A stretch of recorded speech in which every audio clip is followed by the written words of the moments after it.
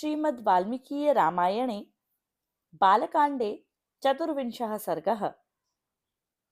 महर्षि वाल्मीकि जी द्वारा निर्मित वाल्मीकीय रामायण के बालकांड का यह 24वां सर्ग है। इस सर्ग के प्रथम भाग की कथा में हम श्रवण कर रहे थे श्री राम जी और लक्ष्मण जी गंगा पार होते समय विश्वामित्र जी से जल में उठती हुई कुछ ध्वनियों के विषय में प्रश्न करते हैं। इसी विषय को आगे विस्तार से विश्वामित्र जी बता रहे हैं। आइए श्रवण करते हैं। एतौ जनपदौ स्फीतौ पूर्वमास्तां नरोत्तम मलदाश्च करुषाश्च देव निर्माण निर्मितौ। महर्षि कहते हैं, नरश्रेष्ठ, पूर्व काल में यहाँ 2 समृद्धशाली जनपद थे, मलद और करुष। ये दोनों देश देवताओं के प्रयत्न से निर्मित हुए थे। पुरावृत्रवधे राम मलेन समभिप्लुतं क्षुधा चैव सहस्राक्षं ब्रह्म हत्या समाविशत। महर्षि विश्वामित्र कहते हैं, राम, पहले की बात है, वृत्रासुर का वध करने के पश्चात देवराज इंद्र मल से लिप्त हो गए। क्षुधा ने भी उन्हें धर दबाया और उनके भीतर ब्रह्म हत्या प्रविष्ट हो गई। देखिए, किसी भी श्लोक को समझने के लिए उस श्लोक में अर्थात उस कविता में, उस कवित्व में जो भाव है वह समझना आवश्यक होता है। मल से लिप्त हो गए का तात्पर्य यह है, जब हम किसी का विनाश कर रहे हैं तो ये संभव सी बात है कि जब कीचड़ में पत्थर मारेंगे तो छींटा हमारे ऊपर भी अवश्य ही आएगा। जब हम इस मूल रामायण के श्लोकों का श्रवण करते समय अर्थ की ओर ध्यान देते हैं तो कई बार हमारा मन संतुष्ट नहीं होता। मैं अपने श्रोतागणों से उन स्थानों के लिए निवेदन करना चाहूंगी कि आप अपनी बुद्धि से वहां पर अर्थ लगाने का प्रयास करें।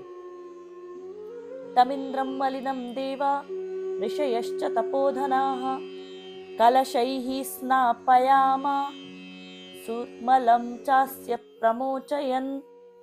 तब देवताओं तथा तपोधन ऋषियों ने मलिन इंद्र को यहाँ गंगा जल भरे हुए कलशों द्वारा नहलाया तथा उनके मल अर्थात कारुष क्षुधा को छुड़ा दिया। इह भूभ्यां मलं दत्वा देवाः कारुषमेव च शरीरजं महेन्द्रस्य ततो हर्षं प्रपेदिरे। इस भूभाग में देवराज इंद्र के शरीर से उत्पन्न हुए मल और कारुष को देखकर देवता लोग बड़े प्रसन्न हुए। निर्मलो निष्करुषश्च शुद्ध इंद्रो यथा भवत् ततो देशस्य सुप्रीतो वरं प्रादादनुत्तमम्। इमौ जनपदौ स्फीतौ ख्यातिं लोके गमिष्यतः मलदाश्च करुषाश्च ममांगमल धारिणौ।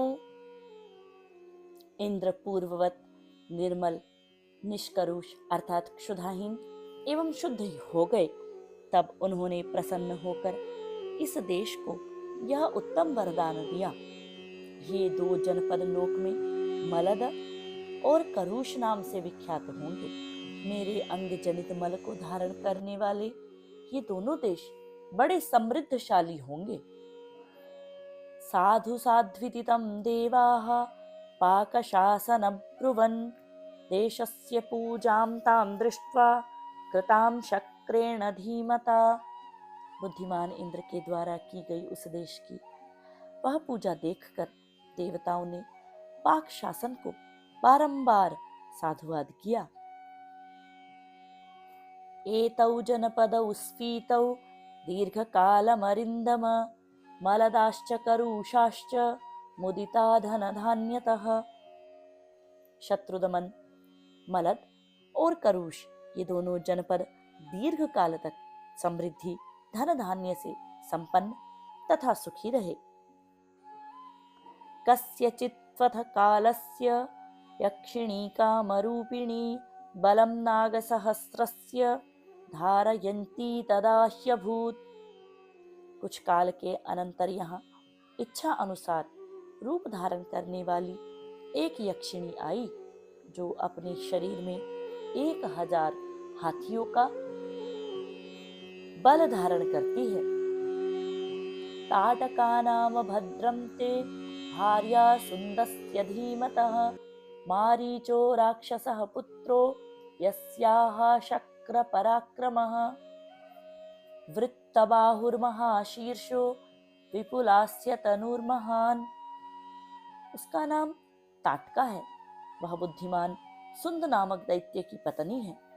तुम्हारा कल्याण हो।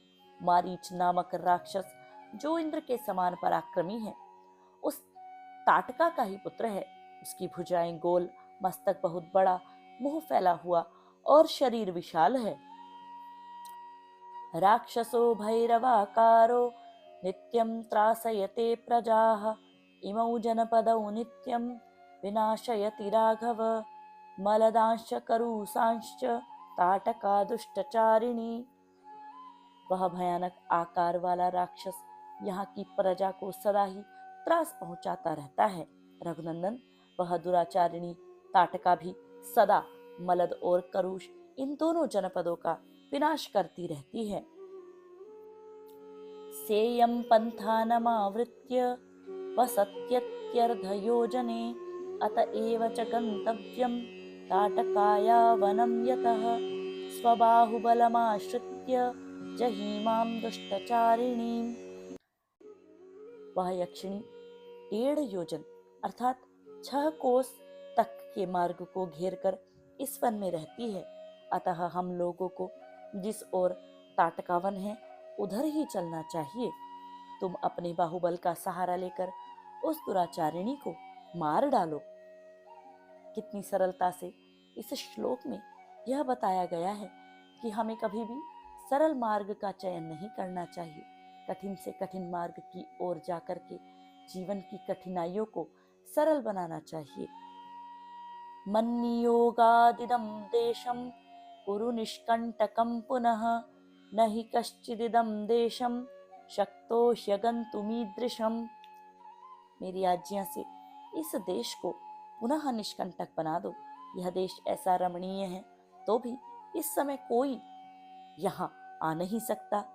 देखिए, एक बात जो मुझे बार बार रामायण की कथा में स्मरण होती है वह यह है कि किसी भी राक्षस का, दुराचारी का, दुष्ट आत्मा का जब विनाश करने की ओर श्री राम या लक्ष्मण जी जा रहे होते हैं, तब उससे पूर्व की कथा को अवश्य बताया जाता है, ताकि जो श्रोता हैं, जो अध्येता हैं, वो स्वयं को वहां पर जोड़ करके देख सके और उन कथाओं से अपने जीवन में प्रेरणा ले सके।